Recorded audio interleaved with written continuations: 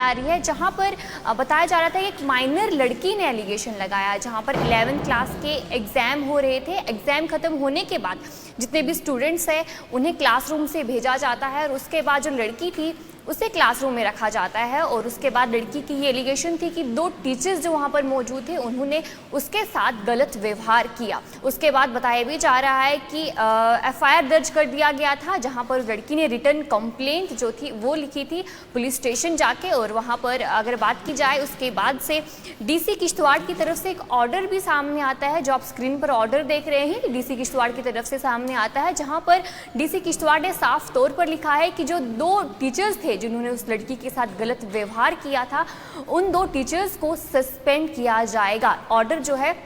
वो डीसी किश्तवाड़ की तरफ से जारी किया है। अगर हम बात करें ये किश्तवाड़ का जो इलाका है, कुछल हायर सेकेंडरी स्कूल में जो है ये वाकया सामने आया है, जहां पर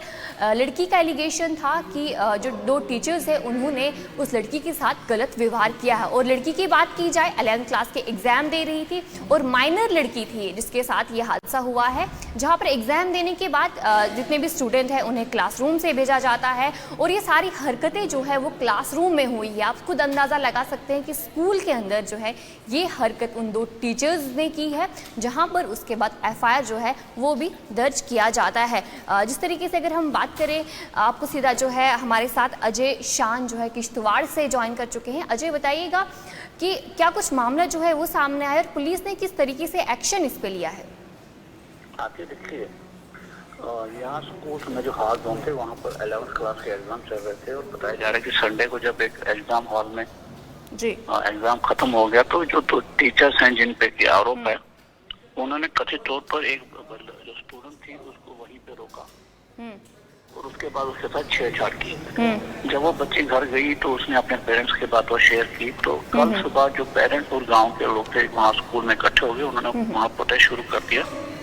जो टीचर्स हैं उनको अरेस्ट किया जाए वरना हम स्कूल को चला देंगे। माहौल इतना बिगड़ गया कि वहाँ के तहसीलदार और थाना प्रभारी को वहाँ पहुँचना पड़ा और एश्योरेंस दी कि कार्रवाई होगी। तो तुरंत से जो एक एफआईआर है छात्रों पुलिस स्टेशन में अंडर सेक्शन 354 और पास्को के 8-9 सेक्शन में उसको रजिस्टर कर दिया गया। और जो आरोपी थे वो तो वहाँ नहीं थे, वो वहाँ से भाग गए थे, उनकी तलाश शुरू कर दी। और जो हमारे पास खबरें हैं कि रात भर उनकी छापेमारी उनके घरों में भी की गई है और जो डिसिप्लिन एक्शन प्रशासन की तरफ से उठाया गया कि दोनों टीचर्स को तुरंत प्रभाव से सस्पेंड कर दिया गया, उनको सीओ ऑफिस किश्तवाड़ में एडजस्ट कर दिया गया है। दोनों जो हैं ये एग्जाम ड्यूटी पर उस स्कूल में तैनात किए गए थे, जिस दौरान इन पर आरोप है कि उन्होंने बच्चे के साथ छेड़छाड़ की। अब इसमें कितनी सच्चाई है, पुलिस ने इन्वेस्टिगेशन शुरू कर दी है, एक डिपार्टमेंटल इंक्वायरी भी पैरेलल चल रही है। लेकिन आज जो है जो क्योंकि बच्ची जुवेनाइल है तो उसको जुवेनाइल जस्टिस बोर्ड के सामने पेश किया जाएगा, जो CWCA चाइल्ड वेलफेयर कमेटी, वहाँ पर उसकी काउंसलिंग होगी। तो कुछ बातें उसमें कुछ सामने आ सकती हैं, लेकिन फिलहाल यही है कि एक संगीन आरोप जो 2 शिक्षकों को लगे हैं उसके बाद जो कार्रवाई की गई है। जी अजय, बताइएगा कि 2 टीचर्स पे जिन पे आरोप लगाया गया है वो कहाँ से थे? क्या वो दोनों टीचर्स किश्तवाड़ से ही थे? जी बिल्कुल, वो यहीं पे हैं, यहीं किश्तवाड़ के हैं जिनको डिप्यूट किया गया था एग्जाम ड्यूटी के लिए। एक सुपरिटेंडेंट था, एक डिप्टी सुपरिटेंडेंट था उसके साथ। तो दोनों पे इल्जाम लगाया गया है कि उन्होंने ऐसी हरकत की है। अब जैसे मैंने कहा कि कितनी सच्चाई है इन आरोपों पे, क्योंकि संगीन आरोप लगाए हैं तो उसको पूरी तरह से नोटिस लेते हुए पुलिस ने तुरंत से एफआईआर की और डिस्ट्रिक्ट एडमिनिस्ट्रेशन ने भी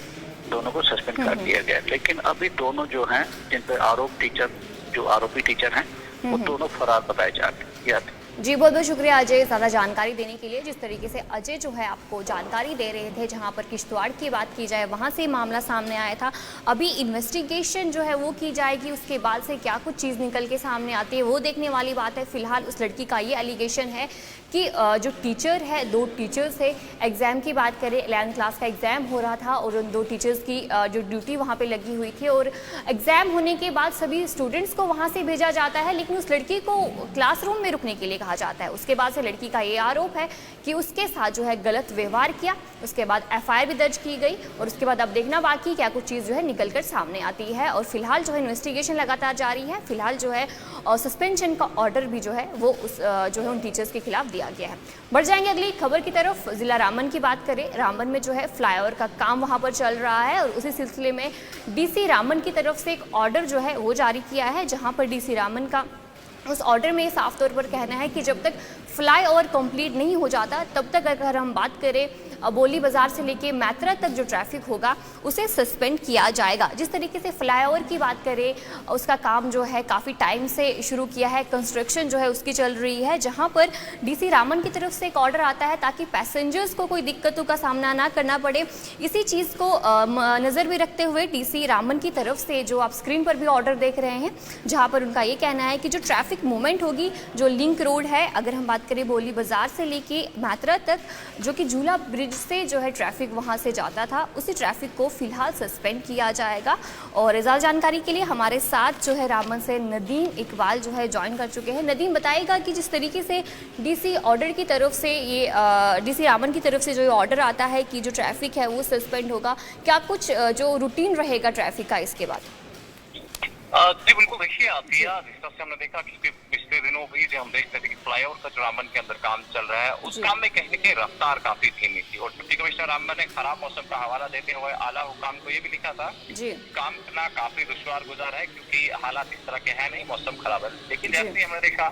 कि मौसम में जब बेहतरी देखने को मिली, उसके साथ ही डिप्टी कमिश्नर रामबन ने डिस्ट्रिक्ट मैजिस्ट्रेट की पावर इस्तेमाल करते हुए जो बोली बाजार मैत्रा रोड है उस पर गाड़ियों की पाबंदी पर रोक लगा दी। और जिस तरह से ऑर्डर की बात करें, ऑर्डर में ये चीजें बता दी गई हैं कि रवा माह की 18 तारीख से आने वाले माह की 4 तारीख तक ये मैत्रा बोली बाजार सड़क है, ये बंद रहेगी। इस पर किसी भी तरह की गाड़ियों की नकलो हरकत की इजाजत नहीं होगी। जो भी बाई फुट अगर जाना चाहते हैं उनके पास भी जो मुतबादिल रास्ते हैं उन्हीं पर चलने की इजाजत होगी, क्योंकि मस्जिद मार्केट के मकाम पर जहाँ हम देख रहे हैं कि फ्लाईओवर का काम चल रहा है,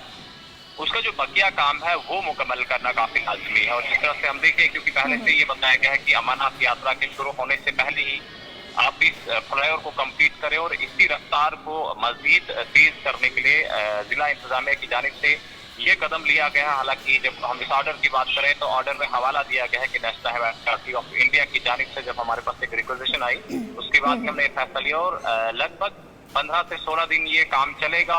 और इस दौरान किसी भी गाड़ी को चलने की इजाजत नहीं होगी। अगर कोई रामबन और मैत्रा के बीच अगर सफर करना चाहता है तो वाया जसपाल ब्रिज वाला जो है रूट इख्तियार करे और वहीं से उनके लिए काफी आसानियां भी होंगी, क्योंकि अगर आप गाड़ी के जरिए से पार बाजार जाना चाहते हैं या फिर डिस्ट्रिक्ट हेडक्वार्टर रामबन की जानिब आना चाहते हैं, क्योंकि जब हम क्योंकि जब हमने देखा झूला ब्रिज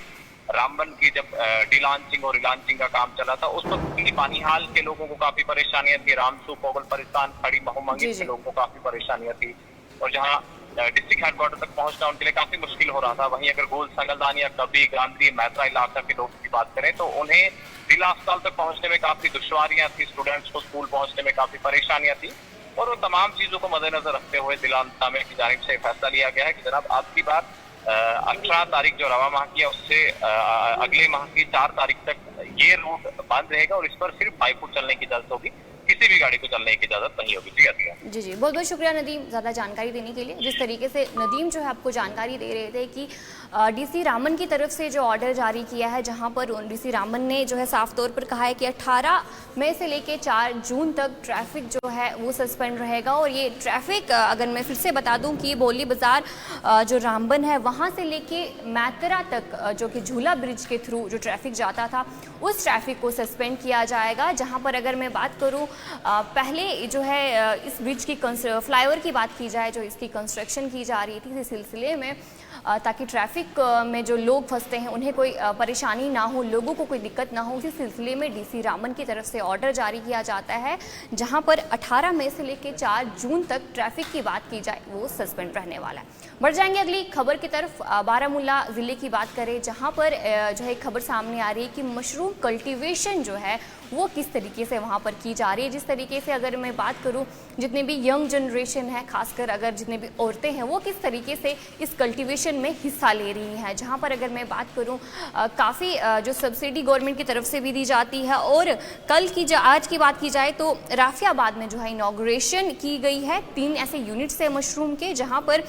ये भी बताया जा रहा है कि चीफ एग्रीकल्चर के जो ऑफिसर है उन्होंने वहाँ का दौरा किया है और वहाँ पर जो 3 यूनिट्स थे उनका इनॉग्रेशन किया है। और जिस तरीके से अगर मशरूम यूनिट्स की बात करें या फिर मशरूम कल्टीवेशन की बात करें, जहाँ पर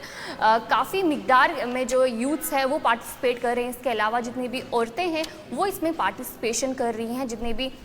अनएम्प्लॉयमेंट यूथ है उन्हें जो है रोज़गार इससे मिल रहा है। ज़्यादा जानकारी के लिए हमारे साथ नदीम डार जो है वो ज्वाइन कर गए हैं। नदीम, बताइएगा जो ये कल्टीवेशन किस तरीके से, अगर हम बात करें खासकर बारामुल्ला में, वहाँ पर कितनी पार्टिसिपेशन जो है वो देखी जा रही है?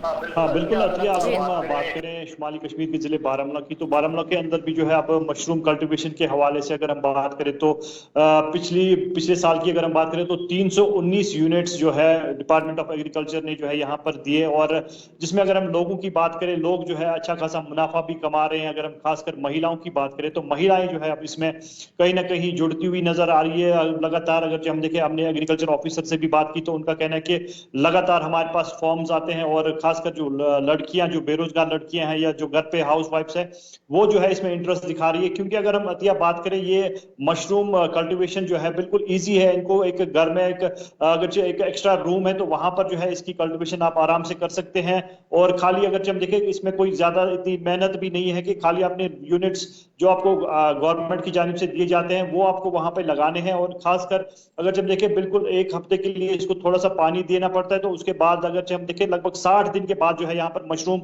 उगना जो है वो स्टार्ट हो जाते हैं। और वही अगर हम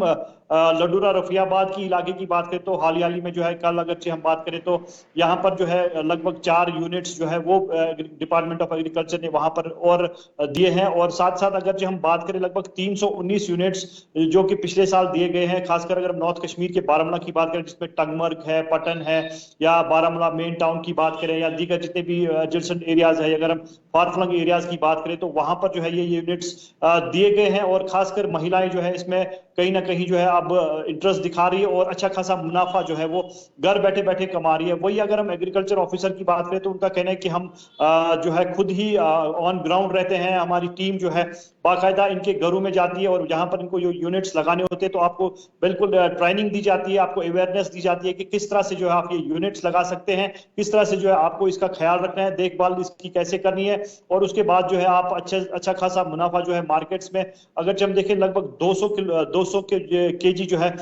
200 रुपए के केजी के हिसाब से जो है ये मार्केट में फिर बेचा जाता है। और जिसके चलते काफी ज्यादा मुनाफा जो है इन लड़कियों को अगर हम देखें तो अच्छा खासा मुनाफा जो है वो कमा रही है। खासकर अगर हम देखें पिछले 2 महीने की अगर हम बात करें तो 2 महीने में हमने एक लड़की जो वहां पर लडूरा रफियाबाद में, जिसने 2 महीने पहले यूनिट स्टार्ट किया, लगभग 60,000 जो है उसने प्रॉफिट कमाया है इससे। और घर बैठे बैठे बिल्कुल उसके घर जो है कस्टमर्स आते हैं, और खासकर अगर जो वेजिटेबल जो ओनर्स है वो वहां पर आते हैं और उनसे जो है वो मशरूम खरीदते हैं, और अच्छा खासा मुनाफा जो है वो कमा रही है। और साथ साथ अगर हम एस्पिरेशनल डिस्ट्रिक्ट की बात करें तो एस्पिरेशनल डिस्ट्रिक्ट जो है बारामुल्ला को दिया गया, खासकर अगर हम देखें मशरूम के हवाले से, क्योंकि एक अच्छी खासी रफ्तार जो है अब इस मशरूम यूनिट्स में जो है लोग दिखा रहे हैं। लोगों की इंटरेस्ट जो है दिन ब दिन इसमें बढ़ती हुई नजर आ रही है। और साथ साथ अगर हम डिपार्टमेंट की बात करें तो इनको जो है सब्सिडी भी फराम की जाती है। अगर हम देखें 15,000 का जो यूनिट इनको दिया जाता है, पहले उनको पे करना पड़ता है, और 1 हफ्ते के बाद जो है वो पेमेंट इनको बाकायदा जो है फिर वापस अपने बैंक अकाउंट्स में आती है, जो सब्सिडी के तौर पे इनको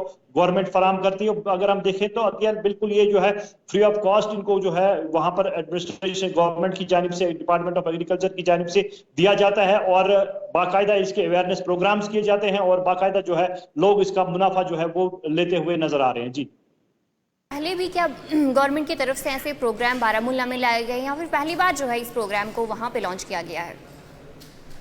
बिल्कुल अतिया, अगर हम पिछले साल की बात करें तो पिछले साल बारामुल्ला की अगर हम बात करें तो बारामुल्ला में एक फतेहगढ़ एक इलाका है, और उसको जो है अब मशरूम कल्टीवेशन के नाम से ही जो है अब उस पूरे इलाके को जाना जाता है। क्योंकि अगर हम देखें लगभग 40 यूनिट्स जो है एक ही गांव में वहां पर लोगों ने लिए हैं, और अच्छा खासा प्रॉफिट घर बैठे बैठे वो कमा रहे हैं। और खासकर अगर हम अवेयरनेस की बात करें तो अवेयरनेस प्रोग्राम्स बाकायदा जो है वहां पर किए जाते हैं, घर घर जाके जो है एग्रीकल्चर टीम अगर हम देखें तो वहां पर जाती है, और बाकायदा इनको ट्रेनिंग दी जाती है कि किस तरह से जो है आप इन यूनिट्स का ख्याल रख सकते हैं। आपका जो टेम्परेचर है इसका कितना रखना है, किस हिसाब से आपको इसकी देखभाल करनी है, क्योंकि अगर हम देखें ये सनलाइट में तो इनको रखना नहीं है, इनको जो है अलग एक रूम, जो घर में एक्स्ट्रा रूम्स होते हैं तो वहां पर जो है बिल्कुल आप इसका बाकायदा आप ये यूज कर सकते हैं, और जो कमरा जो आपका बेकार है तो वहां पर आप ये यूनिट लगा सकते हैं और अच्छा खासा प्रॉफिट जो है वहां पर कमाया जा सकता है। वही अगर हम agriculture officer, chief agriculture officer की बात करें तो उनका कहना है कि हमारी ये कोशिश रहेगी डिस्ट्रिक्ट बारामूला के जितने भी इलाके हैं तो हम प्रोग्राम करते रहेंगे, और जो है यूनिट चाहिए तो वो हमसे रब्ता कर सकते हैं, फॉर्म फिल अप कर सकते हैं, तो उसके बाद जो है आप ये काम कर सकते हैं। जी, बहुत बहुत शुक्रिया नदीम ज़्यादा जानकारी देने के लिए। जिस तरीके से नदीम आपको जो है जानकारी दे रहे थे कि जो बारामूला की बात की जाए, जहाँ पर जितनी मशरूम कल्टीवेशन है वहाँ पर 3 यूनिट्स को इनॉग्रेट किया है, जहाँ पर अगर यूथ की बात करें, अनएम्प्लॉयमेंट यूथ है वहाँ पर वो हिस्सा ले रही है और पैसे भी कमा रही है, और जहाँ पर गवर्नमेंट की बात करें, गवर्नमेंट जो है इन्हें सब्सिडी भी दे रही है ताकि अपना बिजनेस जो है ईजिली खोल सके। और वहाँ पर अगर हम बात करें ज़्यादा पार्टिसिपेशन जो है इनमें, जितनी भी औरतें हैं उनका पार्टिसिपेशन है, जितनी घर की औरतें हैं पार्टिसिपेट कर रही है, और जहाँ पर पैसे जो है वो भी कमा रही है। अगर हम मशरूम कल्टीवेशन की बात करें और जिस तरीके से कश्मीर की बात की जाए तो काफ़ी टाइम से मशरूम कल्टीवेशन जो है काफ़ी ज़ोर शोर से जो है वो चल रहा है, जहाँ पर जितने भी बेरोज़गार हैं उन्हें जो है रोज़गार फराहम हो रहा है, और जितने यूथ है वो भी पार्टिसिपेट कर रहे हैं इस प्रोग्राम में ताकि उन्हें जो है वो पैसे कमाने का मौका मिले। और जितनी भी महिलाओं की बात की जाए वो ज़्यादा पार्टिसिपेट जो है वो इस कल्टीवेशन में कर रही है। वहीं वक्त चलता है अलविदा लेने का। इस प्रोग्राम में इतना ही, मुझे दीजिए इजाज़त, नमस्कार।